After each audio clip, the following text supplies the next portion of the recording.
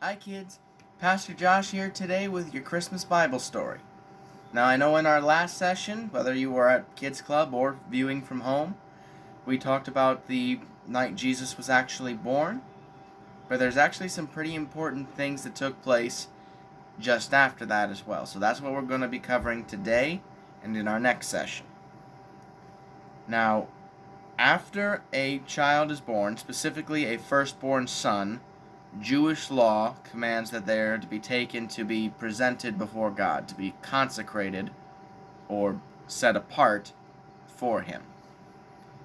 Now, ideally, this would be at the temple, but in some rural communities, I think synagogues were where this could be done as well. Now, Jesus, being the Messiah, his parents thought it best to take him directly to the temple. And since it wasn't that long to get to Jerusalem from Bethlehem, that's where they went. And when they did, they met a couple of very special people. First one was Simeon. Now, we don't know much about Simeon, but we know two things about him. One, he was an old man. And two, God had made him a special promise. He would not die until after he had seen the Messiah, the Savior God was sending. So, he had come to the temple that day, feeling prompted by God that this was the day. And then he sees them. This young couple coming in, baby in arms, with two doves in a small cage that's all they can afford as the sacrifice for Jesus' consecration. But as soon as he sees that little baby, he instantly knows this is it. So he goes over to the couple and asks, could he possibly hold this child? Mother allows this man to hold him in his arms, and then he says, Lord, you can release your servant in peace now, for my eyes have seen salvation. God had kept his promise to Simeon. And as all this was going down, and as Simeon was prophesying and telling of all the wondrous things that Jesus would someday do, someone else walked by. Her name was Anna.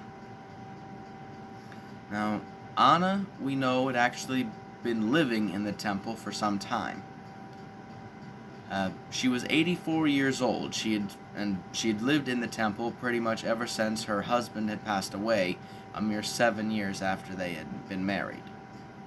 So she had been serving God for quite a long time. She was even called a prophetess. And she had been given a special job there at the temple, to watch and wait for when the Messiah would come. And as she was passing by Simeon and she sees this little baby in his arms, God reveals to her the time has finally come. The Messiah is here. So then Anna starts joining Simeon and telling everyone of the amazing things that this little baby is going to someday do. All the while, Joseph and Mary, they just can't believe their own ears. They're probably still not over the fact that God has chosen them to be the Messiah's parents, and they've been dealing with that for months. They're still probably floored by the fact that God sent the shepherds to see baby Jesus on the night he was born. And yet here, mere days after Jesus was born, again God is revealing through the least likeliest of people just who this child is. So eventually things quiet down, and they present Jesus as the law dictates. Then they go back to Bethlehem. The census is probably still going on, so they probably have to stay there for a while longer. We have reason to believe that Joseph may have wanted to set up shop in Bethlehem anyways. It was the city of David, after all. The home place of King David, who the Messiah was supposed to be descended from. But we know that they were in Bethlehem for the next amazing part of this story. But if you want to find out what happens, you got to tune in on Wednesday. But here's what I want you to take away from today. God keeps his promises. We see that both through Simeon and Anna today. God made a special promise to Simeon. He would not die until after he had seen the Messiah. God kept that promise when Jesus was brought to the temple that day.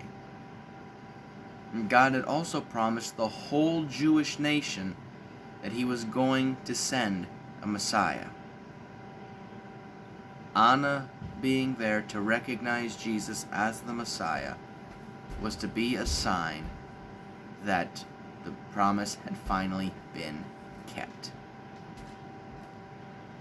The Bible is full of promises God has made, and through the whole long history of humanity, he has never broken a single promise.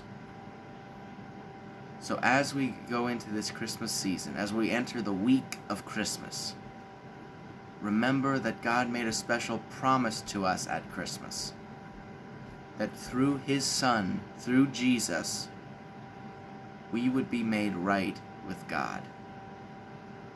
And also remember that God has never once broken a promise.